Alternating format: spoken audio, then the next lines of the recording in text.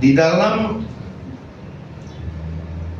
firman kebenaran yang kita baca atau yang kita pelajari dalam beberapa minggu terakhir ini, kita belajar tentang bagaimana beriman kepada Tuhan. Itu di situ konteksnya itu ya. Jadi iman yang kita pelajari di dalam minggu-minggu ini adalah iman yang praktis. Maksudnya gimana Pak Pendeta? Iman yang praktis itu iman yang begini, iman yang bukan doktrinal, itu loh maksudnya. Iman doktrinal adalah iman menyangkut keyakinan kita akan keselamatan, kehidupan kekal. Nanti saudara, waktu Anda percaya kepada Yesus Kristus, janji firman Tuhan kita diselamatkan. Katakan amin, saudara. Nah itu iman doktrinal. Ada lagi yang bertanya, apa itu Pak? Pakai istilah doktrin-doktrin gitu. Doktrin itu pengajaran. Saya mulai membiasakan di jemaat Tuhan di tempat ini memakai istilah-istilah teologi yang umum gitu. Bukan yang lebih mendalam, enggak. Yang umum, istilah doktrin, teologi ya. Nah doktrin itu artinya pengajaran. Nah ada pengajaran atau doktrin yang sifatnya fundamental, sifatnya primer, sifatnya doktrin pengajaran dasar. Ada yang sifatnya praktis gitu ya. Sifat praktis itu adalah sifat yang kita bisa implementasikan dalam sehari-hari. Misalnya apa tuh? Tentang berdoa. Bagaimana saudara berdoa, itu hal yang praktis. Cara berdoa yang benar gimana Pak? Angkat tangan kah? Lipat tangan kah? Kalau di kecil kan kita diajarin gitu. Ayo mari anak-anak lipat tangan, tutup mata. Itu praktis itu.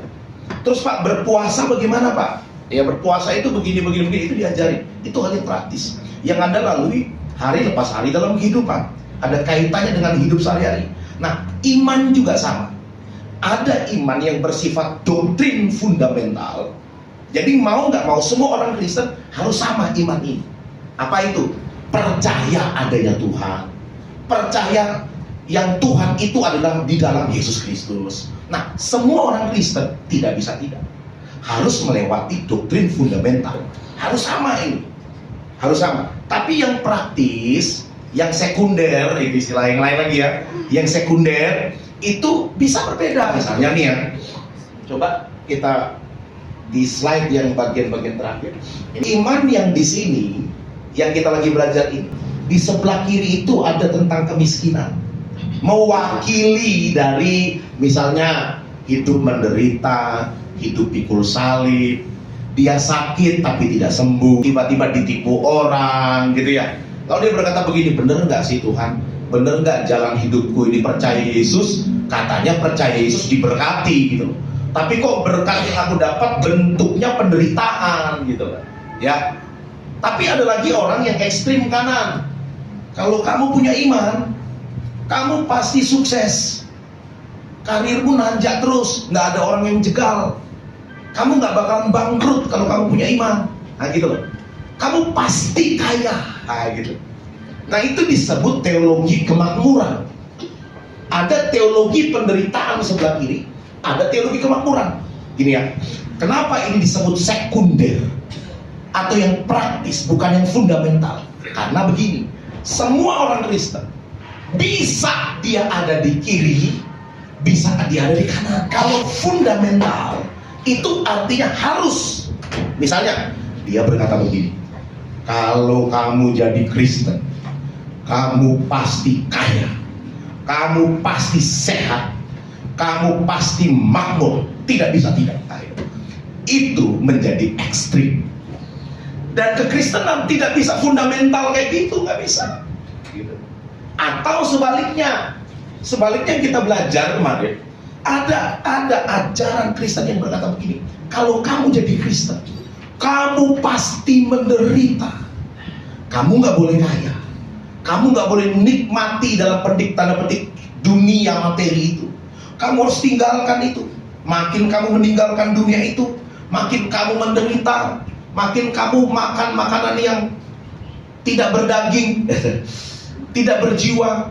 Kamu hidup dalam penderitaan cuma makan sayur, gitu loh, kira-kira gitu. Itu ada ajaran itu. Ada yang diet, ya secara kesehatan ada. Saya nggak bilang diet, tapi saya bilang ada ajaran yang sifatnya teologi. Jadi dia nggak makan makanan daging itu, tidak mau hidup enak gitu loh, hidupnya menderita terus. Memang dia pilih itu. Dan ajaran ini berkata begini, kalau kamu nikmat hidupmu, kamu punya uang, punya deposito, punya kekayaan, kamu nggak benar. Kamu harus miskin, kamu harus pikul salib. Pikul salib diterjemahkan secara materi adalah miskin. Kamu harus sakit, nggak boleh sembuh. Jadi kalau orang sakit nggak boleh didoakan untuk sembuh, nggak boleh. Karena dia bilang begini, itu salib saya. Ngapain saya harus sembuh? Memang harus begitu saya. Nah, menjadi ekstrim, menjadi fundamental kalau dia ajarkan bahwa kalau Kristen satu-satunya jalan adalah miskin. Sebaliknya, kemakmuran fundamentalnya adalah kalau kamu jadi Kristen, kamu pasti harus kaya. Ajaran yang benar tidak. Ini doktrin sekunder. Artinya bisa aja dia makmur secara kekayaan, bisa aja dia sakit dia sembuh, bisa aja dia nggak bangkrut, bisa aja secara ekonomi dia naik terus jadi konglomerat, bisa. Tapi bisa juga terjadi ada orang Kristen yang sakit tidak sembuh, Pak. Atau orang Kristen yang hidupnya secara ekonomi kurang, atau dia menderita, dianiaya, ada bisa gitu loh. Nah, di sini nih yang kita belajar nih adalah bukan dua hal ini. Bukan itu yang penting, Pak.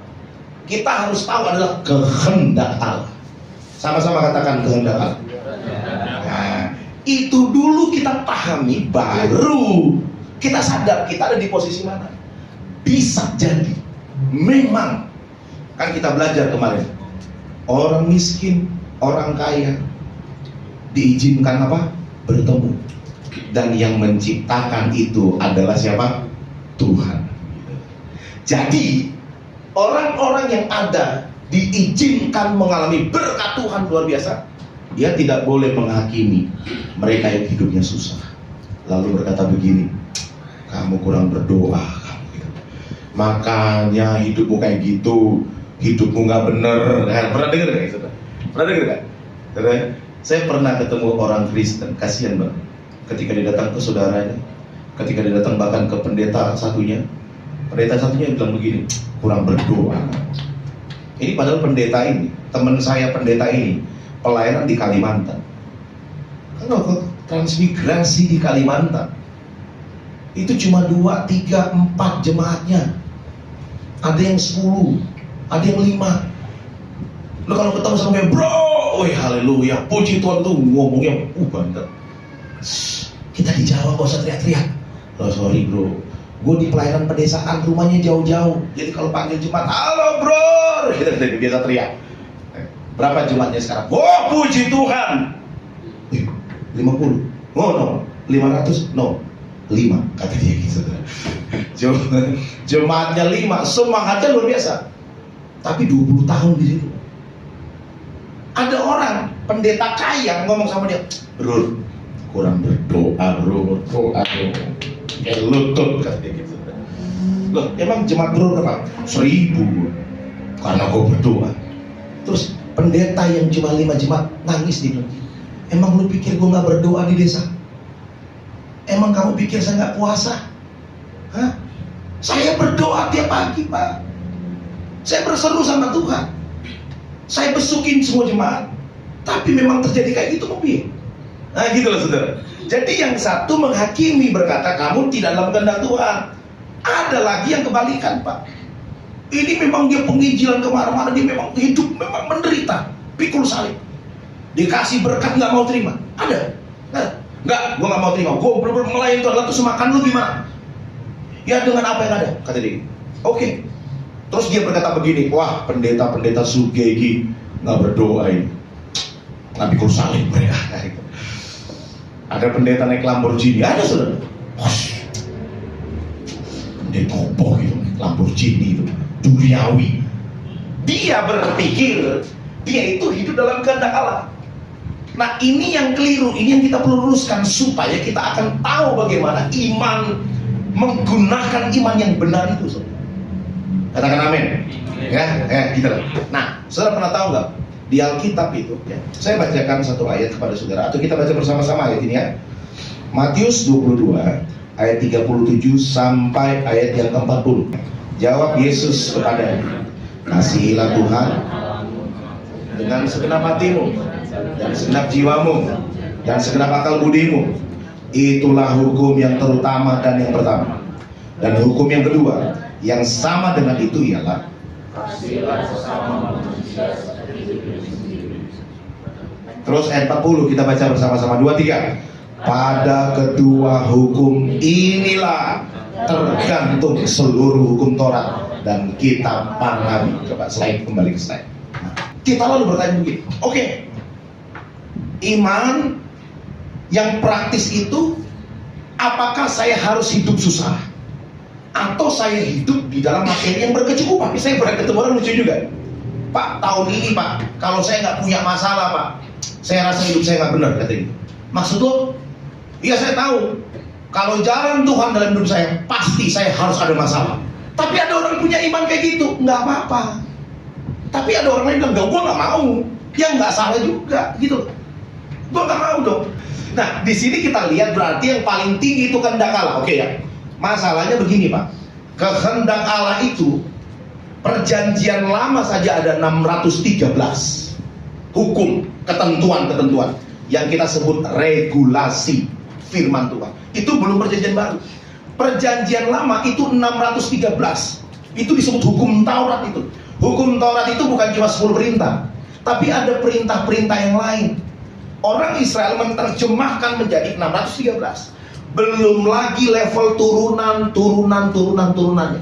Yesus, Matius 22 ngomong begitu. Kamu nggak usah bingung. Regulasinya banyak, tapi hukum itu cuma 2 intinya. Apa saudara? Kasihilah Tuhan Allah, kasihilah sesama. Itu aja. Jadi kalau saudara mungkin ada orang kan, Pak, aku nggak sempat baca Alkitab Pak, harus baca. Tapi Pak, pekerjaanku rumit. Oke. Terus bagaimana yang benar Pak? Lihat aja 2 hal. Apa yang kamu lakukan itu motivasinya karena mengasihi Allah, karena mengasihi manusia. Dunia hukum ada yang disebut mens rea, niat, motivasinya. Jadi kalau Anda masuk nih dalam pengadilan nih, ditanya motifmu apa gitu. Anak kita yang satu, anak bidan kita yang satu masuk di gedung Panes tuh, karena bunuh orang. Bunuh orang yang kedua. Saya ketemu sama dia minggu lalu, pas dia 3 minggu lalu datang ke sana. Daud, namanya Daud. Kenapa? Dia nangis, dia peluk saya, nangis. Oh, maafkan saya, Kasih, maafkan saya. Enggak, lu gak bersalah sama saya. Gak usah minta maaf, Bapak. Tapi dia peluk ya, oke, dia nangis. Apa? Motifmu apa sih? Soalnya di berita yang saya baca, kan ada beritanya kan? Itu wanita itu dibunuh sama dia karena masalah duit 20.000, dan itu pacarnya dia kalau nggak salah itu di situ. Jadi tinggal satu rumah, dia ngikut cewek itu. Ternyata itu bukan pacarnya dia. Dia itu di rumah itu sudah kayak rumah singgah. Jadi tempat pelayanan, rumah doa itu. Nah itu rumah doa. Nah ini wanita ini itu suka ngomelin sama dia. Makanya bahaya suka ngomel-ngomel. Mana sih tukang ngomel itu? Bagus aku diatosi, terus pokoknya diatosi. Kowe mangan tok neng kene. Loh, Mbak, saya bukan cuma kan, saya juga bantu loh. Mungkin kan Daud itu bertato orangnya. Kalau menurut saya ya, kita rumah singgah tahu. Orangnya baik loh, ya.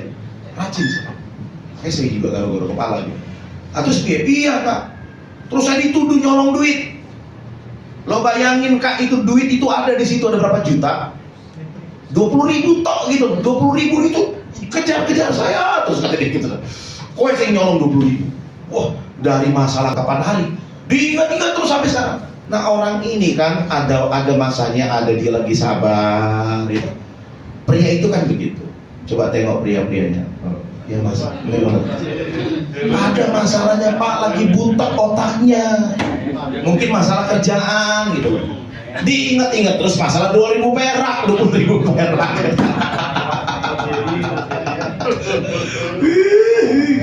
Kan Karena wanita itu memang pakar sejarah katanya gitu. Pria, jangan sekali-sekali lu buat kesalahan satu kecil aja, seumur hidup diingat kalau cancer. Itu wanita yang belum bertobat. Yang sudah bertobat tentunya tidak kayak gitu. Cuma diingatin aja sekali-sekali. Ini 20.000 tok marah dah, lagi sumpek kepalanya, kayak gitu kan. Nggak tahu dia bilang tiba-tiba. Itu yang terjadi. Ya udah, saya mau ceritain, itu terlalu mengerikan. Itu namanya motif. Motifnya dicari kenapa? Nah akhirnya ya tetap 20 tahun seumur hidup tetap karena dia pernah melakukan kasus sebelumnya pembunuhan. Jadi itu yang kali kedua. Lalu kan saya sama Pak Daniel, lalu gimana? Apa yang bisa kami bantu? Nggak bisa menurut hukum. Dia jalani dulu 10 tahun 10 tahun dulu baru bisa minta keringanan. Saya bilang lu siap ya, itu resiko lu. Resiko lu ya, ya udah nggak apa-apa. Kamu bisa 80 tahun, umurmu sekarang 40. Seumur hidup tuh 80 tahun lu keluar, udah kakek-kakek. Lu datang ke rumah Siga, nggak tahu saya masih hidup, Pak Agus masih hidup atau nah, itu namanya mens rea. Di dalam melakukan 613 hukum Taurat, itu mens reanya ini kasih kepada Tuhan. Jadi bukan hanya masalah balikin perpuluhan, kata Israel kan. Bukan masalah kamu nggak membunuh, bukan masalah kamu mencuri, tapi ada yang level lebih tinggi lagi. Itu disebut ideologinya. Apa yang menjadi ideologinya gitu? Kasih kepada Tuhan atau tidak? Kasih kepada sesama atau tidak? Nah gitu saudara. Nah, kasih kepada Tuhan atau disebut kehendak Tuhan yang mana? Semua perintah tergantung kepada itu. Kita bagi menjadi 5 supaya nanti pada waktu Anda praktekkan iman praktis yang akan kita belajar bersama-sama. Iman praktis yang kayak gimana Pak? Gini, kamu akan yakin, afirmasi, membayangkan, merasakan, baru bertindak. Itu iman praktis. Bisa nggak merubah sesuatu? Bisa. Bisa nggak merubah ekonomi saya Pak? Bisa. Karena firman Tuhan berkata begini, kalau kamu memohon kepada Tuhan, mintalah dalam iman. Sebab orang yang bimbang, dia tidak akan menerima apa-apa.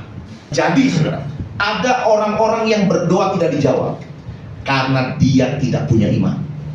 Nah itu iman itu yang akan kita belajar. Bagaimana berdoa di dalam iman, Tuhan menjawab doa kita. Bagaimana kita melakukan sesuatu dalam pelayanan dengan iman, maka itu terjadi pembalikan keadaan. Orang-orang yang dianggap lu nggak bisa, lu nggak bisa merubah keadaan, ternyata bisa. Dia bertahan sampai sekarang, naik hidupnya. Tapi sebelum kita belajar itu, saya harus meletakkan satu fondasi dulu berpikir. Fondasi hati. Supaya, gini Pak, pada waktu Anda menerapkan iman itu, kita sudah belajar minggu lalu, di atas iman ada yang disebut apa? Kehendak Tuhan. Waktu Anda berdoa, sembuhkan saya Tuhan, tiba-tiba tidak sembuh. Jangan kecewa, itu maksudnya. Anda beriman kepada Tuhan, Anda terapkan iman itu, afirmasi pembayangan, tidak terjadi apa-apa. Jangan kecewa, sebab di atas itu ada kehendak Tuhan. Atau jangan-jangan memang ada orang-orang yang diizinkan Tuhan menderita hidupnya. Ada memang 5 hal ini. Mari kita baca bersama-sama. Yang pertama, 1, 2, 3, menyatakan kemuliaan Tuhan. Yang kedua, tidak menjadi sandungan tetapi menjadi berkat. Yang ketiga, berguna dan membangun. Yang keempat, tapi merdeka. Yang kelima, menjadi saksi atas dunia. Ini ya, kalau Anda ingin menilai sesuatu benar atau tidak, gitu. Ini pengamannya, ini 5 hal ini. Kan ada orang-orang datang nih, minta didoakan, terus Tuhan bicara gitu. Paling senang gitu. Saya kemarin 1 minggu pelayanan, hari Senin, hari Selasa sampai Rabu itu retreat Youth Camp GBDI Jawa Tengah. Jawa Tengah. Saya jadi panitia, saya juga mimpin acara di situ. Habis itu saya retreat di Jakarta. Youth Camp juga GBDI wilayah. Saya pelayanan. Saya disuruh isi sesi beberapa sesi sampai selesai, sampai penutup disuruh isi. Saya ditahan untuk pelayanan hari Minggu ini. Yang nahan saya itu kakak saya bilang nggak bisa. Loh kenapa? Saya harus pulang ke Semarang. Loh, biasanya kan zaman dulu bablas. Nek zaman dulu zaman saya kira iso gitu. Kenapa? Karena sekarang ada ibadah pagi. Ibadah pagi saya ditunggu oleh Budi, ditunggu oleh Henry. Ya, kangen saya sama mereka. Ya tentunya dengan yang lain juga gitu. Nek zaman dulu bablas Pak, betul. Zaman dulu bablas saya di Jakarta pelayanan, jadi berkat di Jakarta gitu. Jadi berkat dan diberkati juga gitu. Ya. Tapi sekarang nggak bisa. Saya dimarahin apalagi sama kakak saya. Kamu ini biasanya gini, enggak bisa. Pulang. Jadi malam saya harus berusaha pulang. Untung dapat tiket, bisa kembali tempat ini saya ketemu. Jadi kita mau cunani ya. Oke. Kangen saya sama kalian. Kalian aja nggak kangen sama saya. Minta pulang ke Purwokerto, pulang Pak, Purwokerto. Oke, sudah gitu. Nah, waktu itu dalam pelayanan, saya doakan anak remaja. Tiba-tiba Tuhan kasih nubuat. Saya tidak nolak nubuat, Doakan salah satu. Saya ada satu remaja, Pak, boleh Kak doakan khusus. Waktu saya mau doakan khusus, kayak Roh Kudus bilang gini, jangan cuma dia toh, panggil yang lain. Jadi panggil ada beberapa orang maju ke depan. Waktu saya doakan, itu kata-kata nubuat keluar. Gitu. Saya juga bisa beda-beda orang, saya juga bingung. Tapi tiba-tiba lancar aja Bang. Kamu gini, ke padang gurun kamu kan, itu Tuhan akan buka asal kamu begini. Kamu begini. Saya kayak baca gitu. Oh iya bisa terjadi. Nah, cuma begini. Sekalipun itu nubuat ya, kamu harus uji dengan 5 hal ini. Gitu. Itu cara ngujinya. Makanya kan orang Berea, jemaat Berea kata Alkitab. Rasul-rasul khotbah apapun, jemaat Berea, oke, dia terima. Tapi waktu dia pulang, dia selidiki Alkitab. Bener nggak yang dikatakan oleh rasul-rasul ini? Nah, itu sebenarnya. Jadi harus ada pedomannya, yaitu firman Tuhan, kehendak Tuhan. Tapi kan masalahnya banyak Pak. Di Perjanjian Lama 613, seluruh Alkitab janji Tuhan 33.000 janji Tuhan. Mau di mana kita pegang? Regulasinya memang banyak, tapi prinsipnya cuma 5. Gitu saudara. Prinsipnya cuma 5. Regulasinya bisa ribuan gitu loh. Aturan-aturan perundang-undangannya bisa panjang banyak. Tapi filosofi hukumnya itu cuma 5. Gitu saudara. Makanya kita nggak bisa berdebat kalau kita bicara regulasi. Orang bisa berdebat.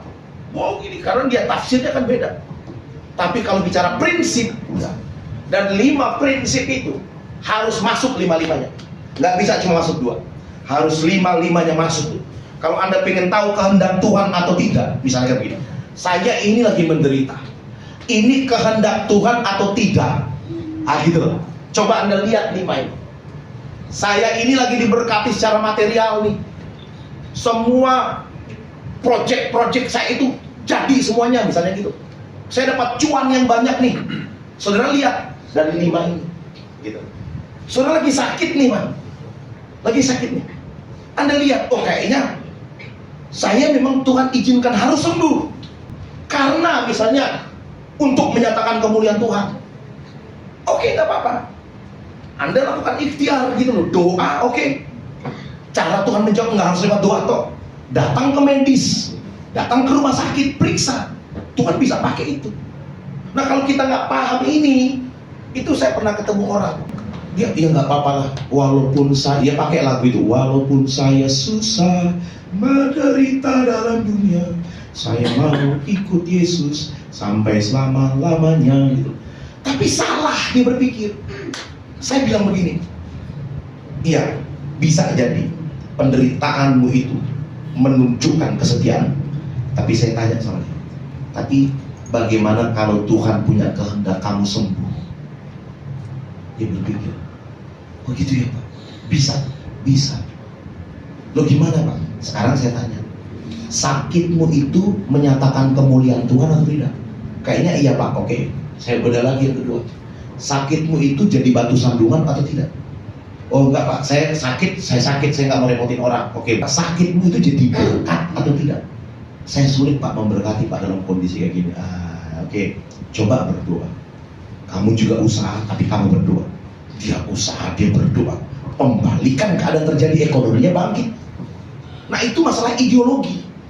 Jadi gini, kayak kami ngajarin anak-anak jalanan. Ayo, kamu bisa.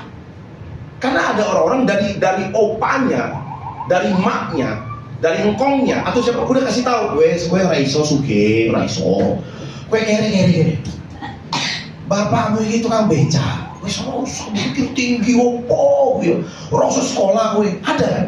Jadi dia nggak bisa ngubah keadaan, bukan karena kehendak Tuhan, tapi memang paradigmanya yang salah, gitu. Salah dia berparadigma. Jadi dia berarti ya memang iki ya wes toh. Ya memang aku raiso sugeo, ya aku kere ada saudara. Sehingga saya harus cuci dulu kepalanya. Enggak, destinimu tuh bukan gini. Kamu mau tuh 7 turunan tuh kayak gitu tuh. Kamu bisa mematahkan kutuk itu. Gimana Pak caranya? Belajar tentang iman. Perkatakan. Gimana Pak caranya? Belajar kerja gitu loh.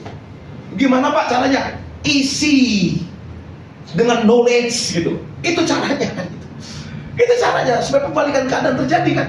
Saya ketemu dengan banyaklah teman-teman di sini kalau cerita pada saya, adalah beberapa teman-teman di sini bahkan yang lain cerita, Pak, puji Tuhan, Tuhan kasih hikmat Pak pada saya Pak. Kalau nggak gitu Pak, saya nggak bisa naik tuh. Oh berarti bener. Nah tujuannya tahu nggak? Tahu Pak. Apa? Jadi berkat Pak. Wah keren kan?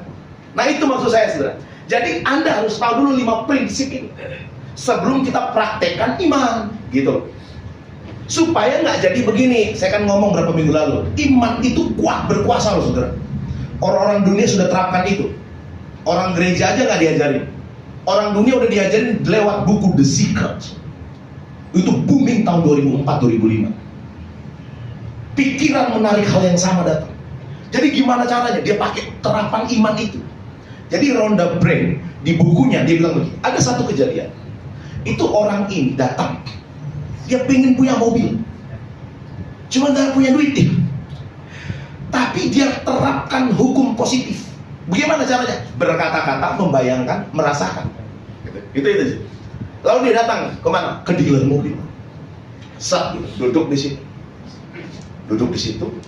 Dia pakai prinsip ini. Duduk. Dia simpan di memori baunya. Saudara pernah cium bau mobil baru nggak? Ya.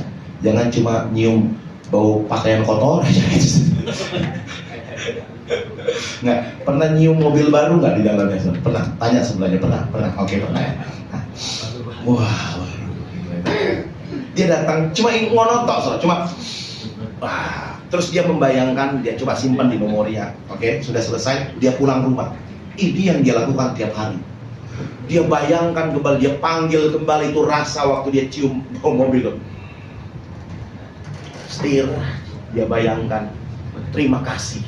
Nah, masalahnya New Age tidak ngomong kepada Tuhan, ngomongnya kepada semesta. Terima kasih semesta, aku punya mobil. Bagaimana caranya dia nggak ngerti, tiba-tiba dia punya mobil. Itu terapan keyakinan. Satu ketika diundang di Kick Andy kalau nggak salah. Saudara masih bisa lihat filenya itu di YouTube. Ada 3 orang atau 2 orang pengusaha muda yang sukses luar biasa, yang tembus kalau nggak salah 1M atau 2T, 1T, masih umur 26 dulu Pak. Ditanya sama Kick Andy, kan suka tanya gitu, Kick Andy atau Mata Najwa, saya lupa itu. Pokoknya antara 2 itu lah. Ditanya, apa yang membuat kamu usia muda? Kamu bisa mencapai pencapaian material kayak gitu? Satu-satu bicara. Yang satu anak muda, saya tonton. Dia bilang gini, dulu saya baca buku The Secret. Nah gitu. The Secret itu ngajarin, itu iman saudara. Merasakan, membayangkan, berkata-kata. Itu namanya belief and speaking gitu. Dalam hukum iman tuh, percaya dan berkata-kata gitu. Yesus kan ngomong gini, kalau kamu percaya dalam hatimu, kamu bisa ngomong pada gunung ini, terangkatlah, campak dalam laut. Bisa terjadi. Itu belief dan speaking. Percaya dan berkata-kata. Dia terapkan ini, hukum ini. Tapi diajarkan oleh Rhonda Byrne gitu. Dia terapkan. Dia bilang begini sama Andi Noya atau enggak, atau Najwa. Saya agak lupa terus terang, sorry. Tapi dia ngomong begini. Dulu waktu saya kuliah, saya susah. Saya semester akhir tuh bapak saya supir bus. Saya nggak punya duit. Tapi waktu saya baca buku ini, saya kayak jadi orang edan. Oke, saya punya niat nih, oke. Di kosnya, tiap pagi, siang, malam, kalau dia di kamar, dia lompat-lompat. Yes, aku kaya. Aduh, kayak, dia rasakan itu, dia bayangkan itu, dia lompat, ya, aku terima itu. Betul sama ibu kosnya, diam orang gila lu ya. Diam orang gila kamu itu, diam, ganggu kamu. Ya udah, dia mulai perkecil volumenya. Ibu kosnya pergi, lompat dia lagi. Saudara, apa yang terjadi? Dalam beberapa waktu, masih kuliah kalau nggak salah, tiba-tiba dia ketemu orang. Terus ngobrol, itu tiba-tiba percayakan kepada dia, investasi ke dia. Kecil, naik, berlipat, naik. Jadi kalau nggak salah 1M atau 1T ya, antara itu. Ditanya bagaimana kamu bisa, nggak ngerti. Sandiaga Uno, nah ini pernah ditanya oleh Najwa Shihab. Sandiaga, ada 3 orang tuh. Anies Baswedan, siapa ketua Partai Demokrat dulu, yang ketangkap KPK itu. Masa dia tangkap Anas Urbaningrum. Terus satunya lagi tuh Sandiaga Uno, usia 40 tahun mereka waktu itu, di puncak karirnya. Anies Baswedan ditanya, apa yang membuat kamu usia 40 tahun kamu jadi sukses dalam bidang itu? Kalau nggak salah itu ketua masih dari rektor Paramadina. Pinter kan aja namanya, dia orang pinter, bicaranya pinter, muter sorong dikat kan ya sama Najwa. Kalau Anas Urbaningrum berapa? Namanya politikus kan, politikus, muter. Oke, Sandiaga Uno ditanya. Sandiaga Uno seorang pengusaha, ngomongnya langsung. Kenapa kamu bisa sukses? Usia 40 tahun bisa mencapai ekonomi kayak gitu. Sandiaga ngomong begini, saya juga orang ngerti. Tahun 90-an ketika Krismon bangkrut dia. Tapi tahun 2000-2001 tiba-tiba dia ketemu orang, percayakan sesuatu sama dia, itu saya nggak ngerti, mungkin kalau nggak salah itu ya Astra itu kalau nggak salah itu, atau siapa lagi, dia kasih dia modal besar. Kalau Anda bilang dari mana saya bisa sukses, itu invisible hand, dibilang gitu. Tidak terlihat, ada tangan yang tidak terlihat. Itu yang dia ngomong, saudara. Oh iya ya. Nah, saya nonton ini, waktu itu saya nonton itu, sedalam hati saya bilang, harusnya ini yang ngomong pengusaha Kristen. Kenapa itu yang ngomong gitu? Harusnya yang ngomong itu anak Tuhan. Kenapa? Karena kita percaya ada faktor X, ada invisible hand, ada tangan yang tidak kelihatan. Yaitu tangannya siapa? Tangannya Tuhan yang tidak kelihatan itu. Katakan amin. Yang mengangkat kita, kata kita, diangkat dari bawah, dibawa naik ke atas. Itu invisible hand. Harusnya itu yang ngomong kita. Katakan amin, saudara. Nah, disinilah kita belajar. Tetapi, saudara, kita belajar tidak seperti orang dunia ngajar. Sakarpe, ketemu mobil, dalam nama Yesus, mobilku. Ketemu bojone wong, dalam nama Yesus. Ada kayak gitu. Ada, saudara, beneran. Dia pakai kekuatan iman, tapi merampas hak orang. Ada. Ketemu rumah orang, saya ketemu ada yang, itu karismatik banget tuh, kayak pantai kosta kita itu. Ketemu rumah orang, Pak Sen, kita berhenti dulu, ngapain lo? Saya mau ini apa? Ada istilah mereka itu. Saya mau patok, katanya. Oponya mau patok, ini rumah ini. Maksudmu? Saya dulu kayak Pak Sen, dia turun dipatok sama dia. Pak Saron ya, dia naik mobil. Ngapain gue? Enggak, saya klaim itu menjadi milik saya. Hah? Iki nyolong dong, enggak gitu. Kui nyolong gitu loh. Itu punya orang itu. Bisa aja, bisa nggak? Bisa. Tapi orang itu dirugikan. Mau nggak? Kita pakai iman kita, orang lain dirugikan. Itu tidak jadi berkah. Itu maksud saya. Jadi saudara harus paham dulu. Saudara, praktek iman itu harus ada filosofinya. Tidak hanya sekedar punya saya. Saya menjadi, ada zaman dulu tuh dia pakai imannya untuk jadi apa? Jadi presiden gitu. Saya nggak usah sebut namanya lah, saudara tahu lah itu. Nama pimpinannya. Dia datang kemana-mana didoakan.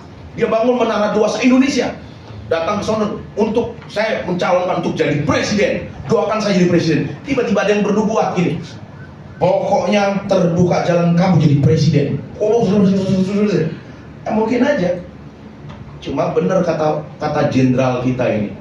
Indonesia nggak usah sombong lah. Udahlah, orang Kristen orang iso jadi presiden, gitu. Udah orang Kristen harus jawab. Kenapa? Ya karena ini Indonesia. Maksudnya gini, logis aja gitu loh. Kalau kita belajar tentang iman, kadang-kadang jadi nggak logis. Semua orang diembat miliknya dia lah, gitu loh. Harus tahu lah, udah sesuai dengan tingkat. Ada ayat yang berkata begini, kamu itu sesuai dengan tingkat iman kamu masing-masing. Tidak usah berpikir melebihi tingkatan iman yang sudah dianugerahkan Tuhan padamu. Katakan amin, saudara. Nah, itu dasarnya.